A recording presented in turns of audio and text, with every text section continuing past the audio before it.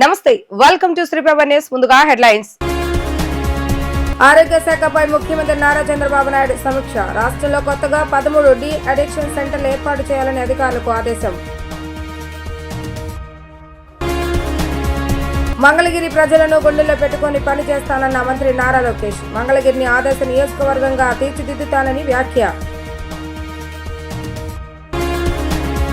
Flat booking సేవలను ప్రారంభించిన మంత్రి అనగాని సత్యప్రసాద్. 2 నెలల్లో రాజముద్రతో రైతుకు పాస్ పుస్తకాలు అందజేస్తామని వెల్లడి.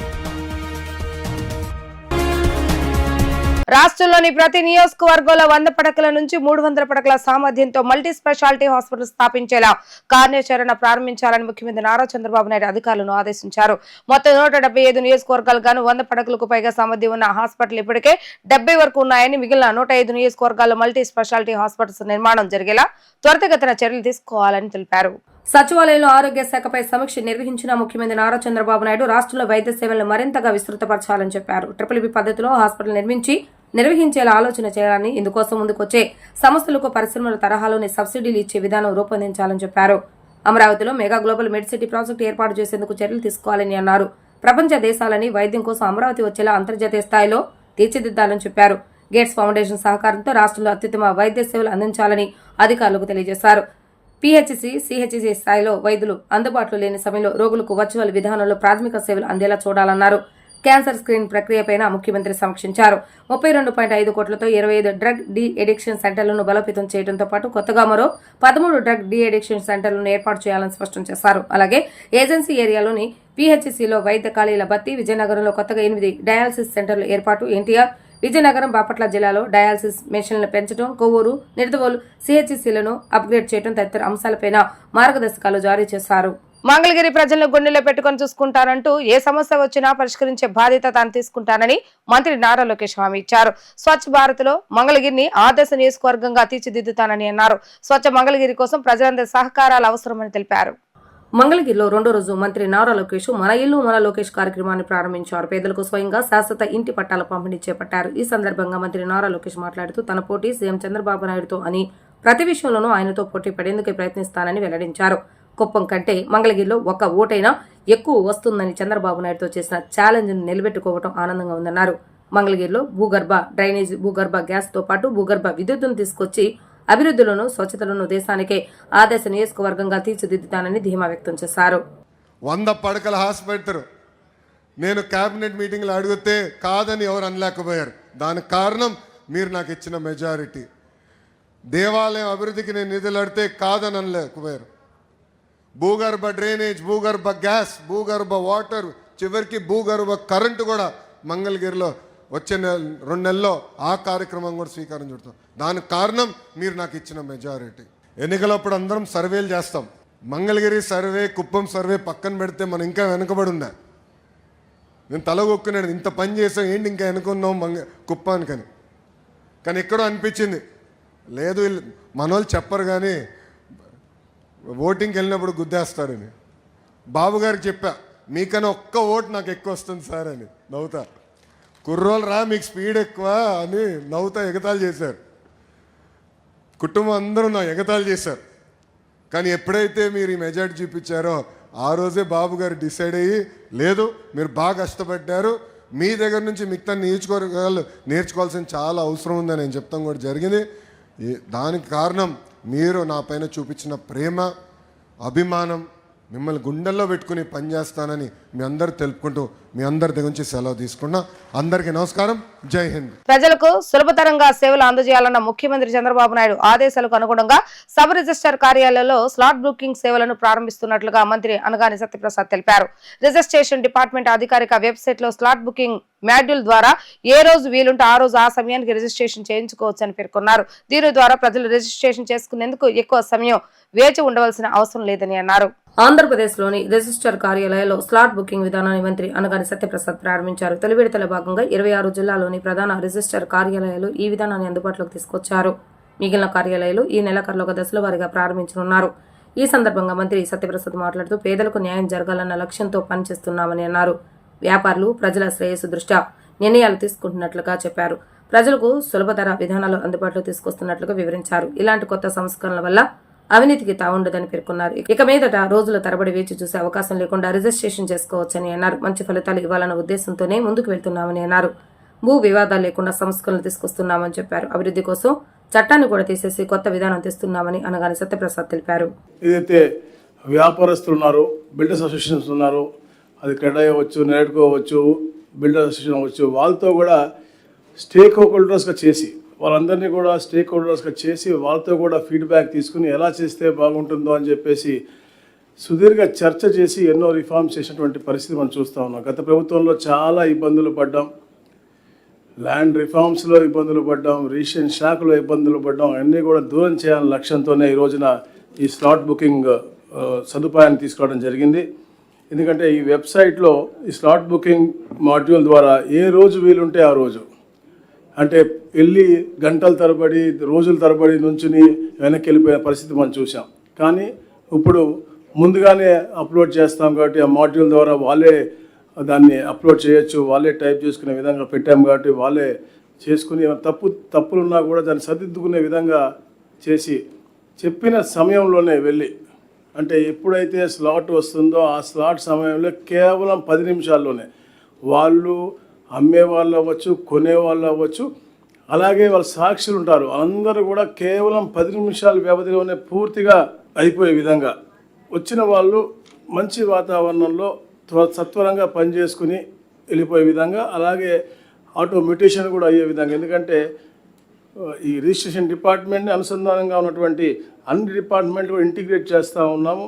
ఎంఏయుడి డిటిసిపి మాత్రం ఇప్పుడు జరుగుతూ ఉంది, అది కూడా ఒక నెల రోజుల్లో పూర్తి అవ్వబోతూ ఉంది. దాని ద్వారా అంటే మంచి ఫలితాలు ఇవ్వాలనే లక్ష్యంతోనే ఇవన్నీ కూడా అనుసంధానం చేస్తూ ఉన్నాం. దాంతోపాటు ఈ రోజున 26 జిల్లా కేంద్రాల్లో ఈ యొక్క స్లాట్ బుకింగ్ ఓపెన్ చేస్తూ ఉన్నారు. సత్వరంగా 296 ఏదైతే సబ్ రిజిస్ట్రార్ ఆఫీసులు ఉన్నాయో అన్నిట్లో కూడా ఈ యొక్క కార్యక్రమం ఉంటుంది. ఎప్పటికే పైలట్ ప్రాజెక్ట్ కూడా గాంధీనగరం, కంకిపాటి కూడా చేసి సక్సెస్ఫుల్గా అయింది. ఎందుకంటే ఎక్కడెక్కడ ఇబ్బంది జరగకూడదని చెప్పేసి మా ఐజీ గారు, వాళ్ళ టీం అంతా, డిఐజీలు అందరూ కూడా, డిఆర్లు అందరూ కూడా ప్రత్యేకంగా చూసుకుని పైలట్ ప్రాజెక్ట్ మీద శ్రద్ధ పెట్టి రేపొద్దున ఎవరు కూడా సామాన్య ప్రజలు కానీ వ్యాపారస్తులు ఇబ్బంది పడకూడదన్న లక్ష్యంతో పైలట్ ప్రాజెక్ట్ పకడ్బందీగా ఇక్కడే మనకి ఎన్టీఆర్ జిల్లాలో చేసి సక్సెస్ఫుల్గా అయిన తర్వాతనే ఈ రోజున ప్రవేశపెడతా ఉన్నారు. ఇట్లాంటి రిఫార్మ్స్ ఇంకా ఎన్నో తీసుకొచ్చి ప్రజలకి మంచి సేవ అందించాలి. ఎందుకంటే గతంలో చూసాం మనం, ఇంపర్సనేషన్ అవ్వచ్చు, డబుల్ రిజిస్ట్రేషన్స్ అవ్వచ్చు, ఇవన్నీ అరికట్టాలని చెప్పే లక్ష్యంలో ఆధార్ని ఇంటిగ్రేట్ చేసి కూడా ఈ యొక్క కార్యక్రమాలు ముందు తీసుకెళ్తా ఉన్నాం. కళలకు ప్రతిరూపమైన రాజమహేంద్రవరంలో ఈ అమరావతి చిత్రకళ వీధి కార్యక్రమం నిర్వహించడం చాలా ఆనందంగా ఉందని మంత్రి కందుల దుర్గేష్ అన్నారు. భవిష్యత్తులో రాష్ట్ర వ్యాప్తంగా మరిన్ని గొప్ప సాంస్కృతిక కార్యక్రమాలు నిర్వహించడానికి కృషి చేస్తామని ఆయన స్పష్టం చేశారు. సాంస్కృతిక నగర రాజమహేంద్రవరంలో అమరావతి చిత్రకళ వీధి పేరిట ఏర్పాటు చేసిన ప్రదర్శనను శాసనసభ ఉపసభాపతి రామకృష్ణరాజు, మంత్రి కందుల దుర్గేష్ ప్రారంభించారు. సృజనాత్మకత సాంస్కృతిక విభాగం రాష్ట్ర చైర్పర్సన్ తేజస్విని ఆధ్వర్యంలో ఆర్ట్స్ కళాశాల, సెంట్రల్ జైల్, ప్రభుత్వ హాస్పిటల్ రహదారిలో చిత్రకళ ప్రదర్శన స్టాల్ 450కి పైగా ఏర్పాటు చేశారు. 600కి పైగా కళాకారులు తెలుగు రాష్ట్రాలతో పాటు దేశంలోని వివిధ ప్రాంతాల నుంచి వారు తమ కొంచెం నుంచి జాలువారిన చిత్రపటాలను ప్రదర్శనలో ఉంచారు.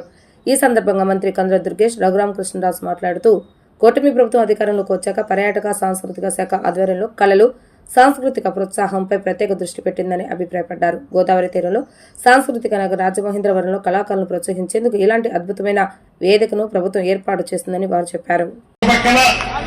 పేదవాడి కంట కన్నీరు తొలగడమే లక్ష్యంగా రాజకీయాల్లోకి వచ్చి ఆ తరహా రాజకీయాన్ని ముందుకు తీసుకెళ్తున్నటువంటి కొన్నిదేల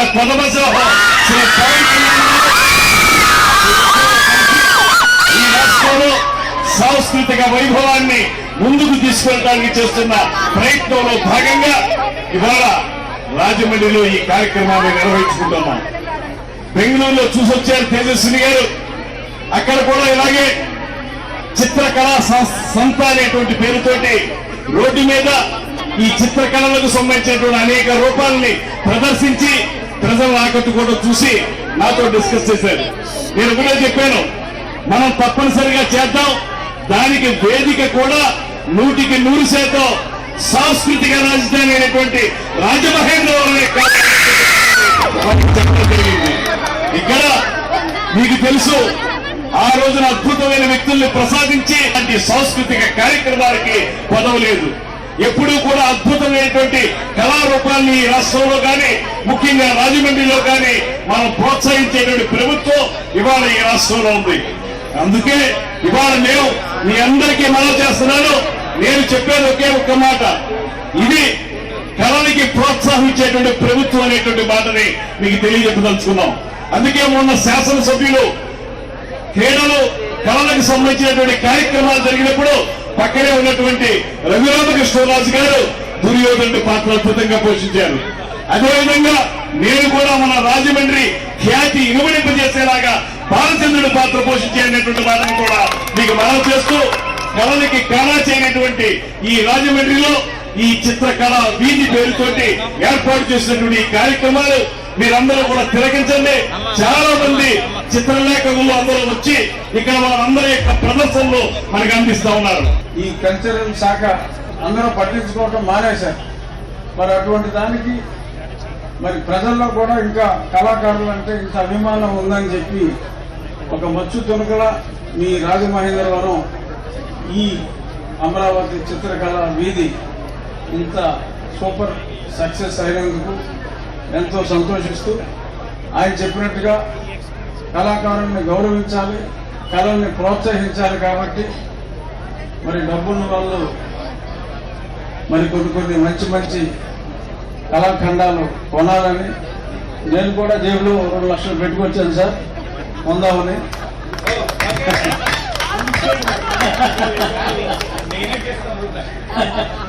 అంటే నీకు నచ్చాలి కదా.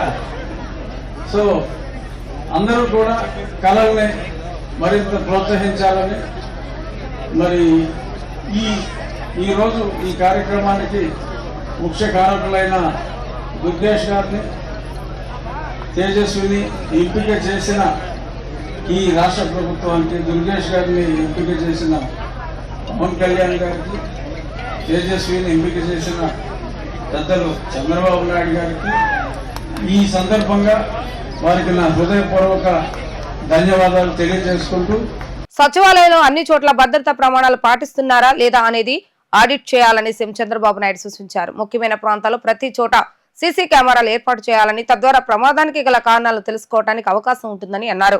అనంతరం మొదటి బ్లాక్ లో ఉన్న మరో బ్యాటరీ రూమ్ ను ఆయన పరిశీలించారు. రెండో బ్లాక్ లోని బ్యాటరీ రూమ్ ను పరిశీలించిన తర్వాత మొదటి బ్లాక్ లోని సీఎంఆర్ఎఫ్ విభాగాన్ని సీఎం సందర్శించారు. అక్కడున్న ఫైల్ ను చూసి అసంతృప్తిని వ్యక్తం చేశారు. అక్కడి అపరిశుభ్రత, సచివాలయంలో అక్కడక్కడ చెత్త పేరుకుపోవడంపై ఆయన ఆగ్రహాన్ని వ్యక్తం చేశారు.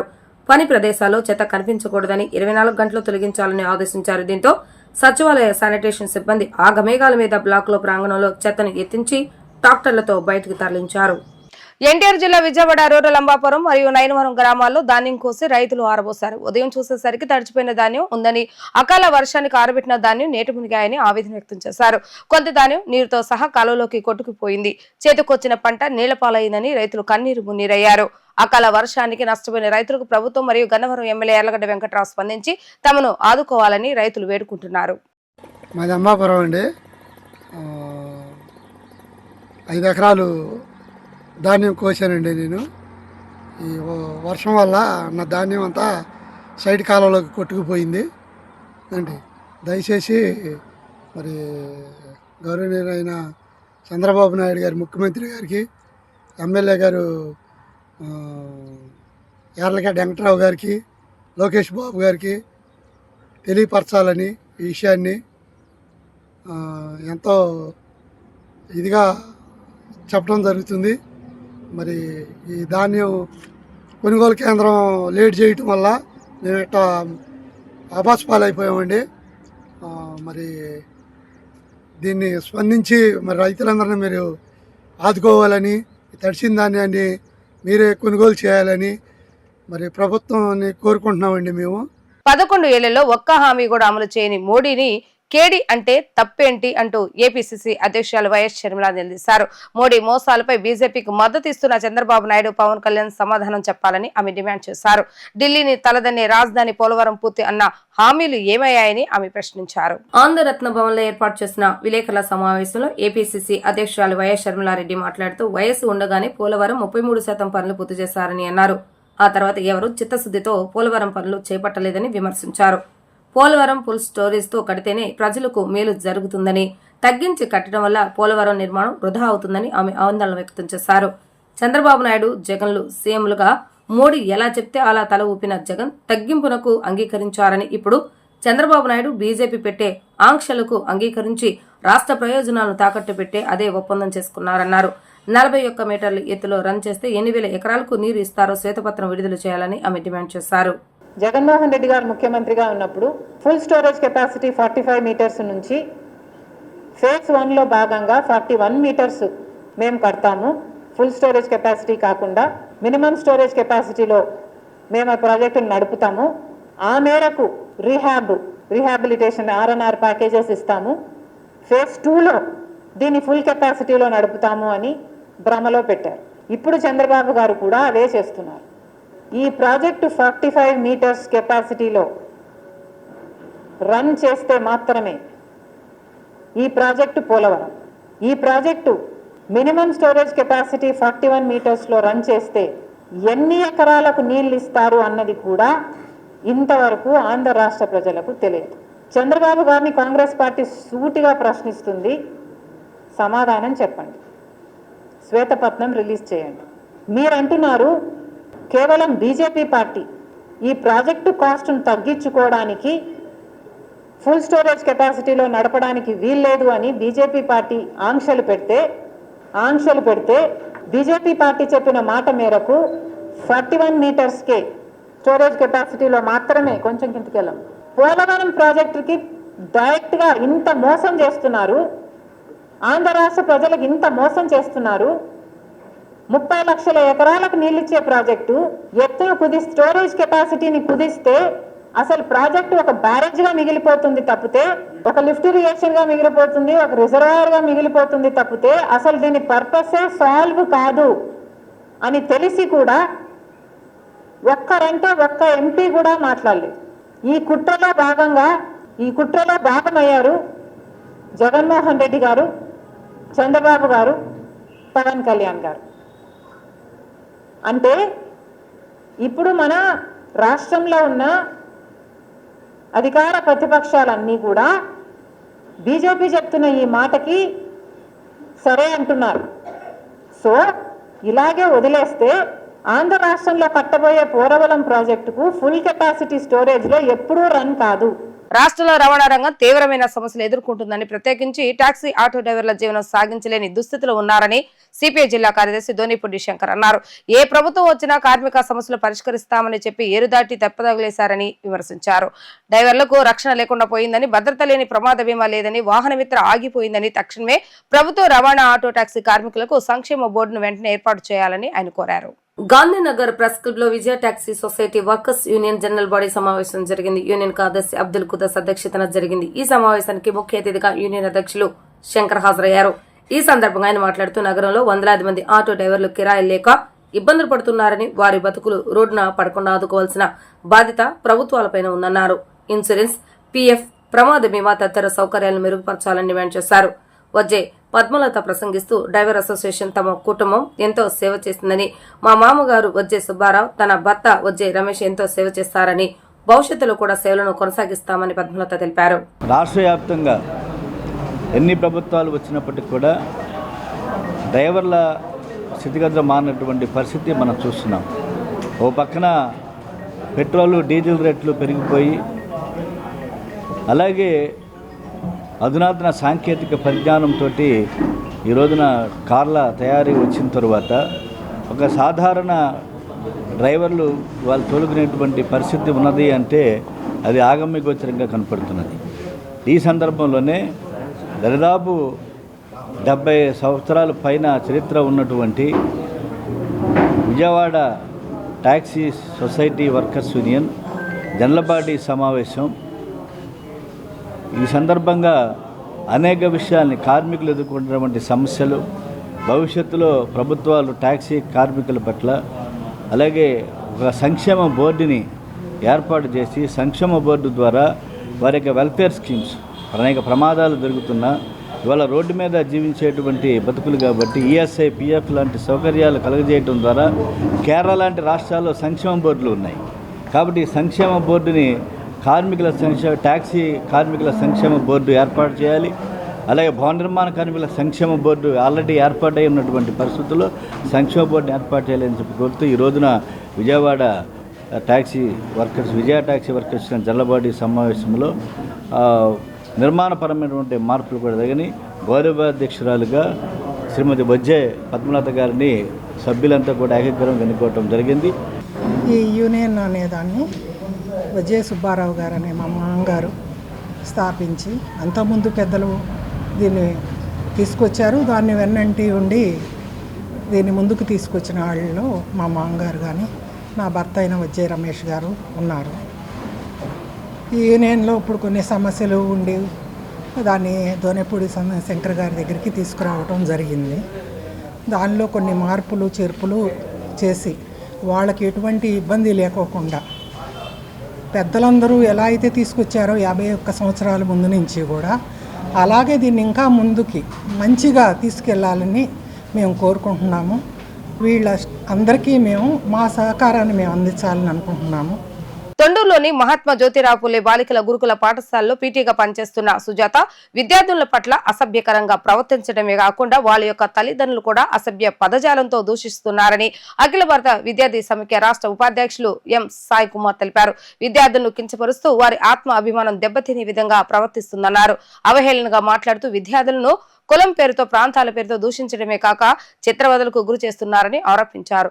పీటీ సుజాతను వెంటనే సస్పెండ్ చేయాలని తల్లిదండ్రులు ఈశ్వర్య, మునిరెడ్డి, సుధాకర్, విజయ్, సుబ్బారావు డిమాండ్ చేశారు. కడప జిల్లాలో తొండూరులో ఉన్నటువంటి మహాత్మా గాంధీ జ్యోతిరావు పూలే గర్ల్స్ క్యాంపస్లో సుజాత మేడం పీటీ గారు అక్కడ బాధ్యతలు నిర్వహిస్తున్నారు.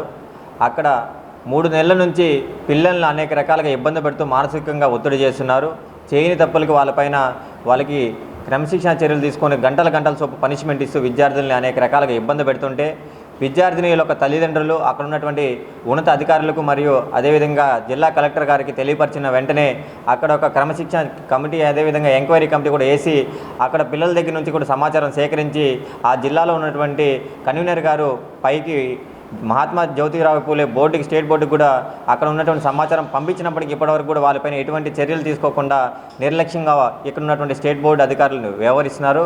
కావున అది వెంటనే సుజాత గారిని సస్పెండ్ చేయాలని చెప్పి కూడా ఈ సందర్భంగా మేము తెలియజేస్తున్నాం ఏఐఎస్ఎఫ్గా విద్యార్థుల పక్షాన. ఎందుకంటే ఇప్పుడు విద్యార్థినులు ఎదుర్కొన్న సమస్యలను వాళ్ళు తెలియపరిచిన వెంటనే వాళ్ళ సమస్యను పరిష్కారం కావాలని చెప్పి వారు తెలియపరిస్తే విద్యార్థులు ఒక తల్లిదండ్రులు తెలియజేస్తే తల్లిదండ్రులు వెళ్ళి ఉన్నత అధికారులకు తెలియజేస్తే వారికి మా పైనే కంప్లైంట్ చేస్తారని చెప్పి విద్యార్థినులు అని చెప్పి మళ్ళీ కూడా సుజాత గారు మళ్ళీ రాత్రి 12:30 గంటల సమయంలో వాళ్ళని పిలిచి మళ్ళీ వాళ్ళని ఇబ్బంది పడే పరిస్థితిలో అలా అనేక రకాలుగా ఇబ్బంది పెడుతున్నారు. కావున వెంటనే రాష్ట్ర ఉన్నత అధికారులు స్పందించి విద్యాశాఖ మంత్రి గారు కూడా స్పందించాలి.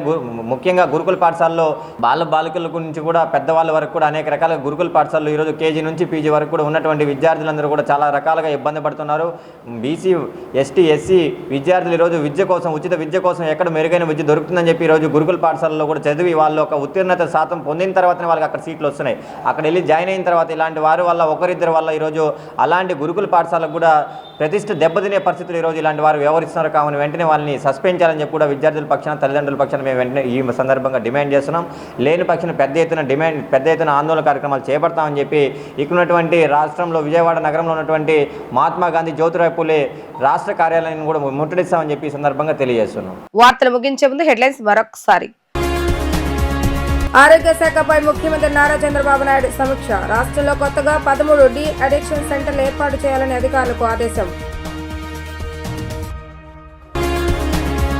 మంగళగిరి ప్రజలను గుండెల్లో పెట్టుకుని పనిచేస్తానన్న మంత్రి నారా లోకేష్. మంగళగిరిని ఆదర్శ నియోజకవర్గంగా తీర్చిదిద్దుతానని వ్యాఖ్య. ఫ్లాట్ బుకింగ్ సేవలను ప్రారంభించిన మంత్రి అనగాని సత్యప్రసాద్. 2 నెలల్లో రాజముద్రతో రైతుకు పాస్ పుస్తకాలు అందజేస్తామని వెల్లడి. ఇవి ఈ రోజు వార్తా విశేషాలు. మళ్ళా తిరిగి ప్రసారం వార్తలు మళ్ళీ కలుద్దాం. అంతవరకు సెలవు. నమస్కారం.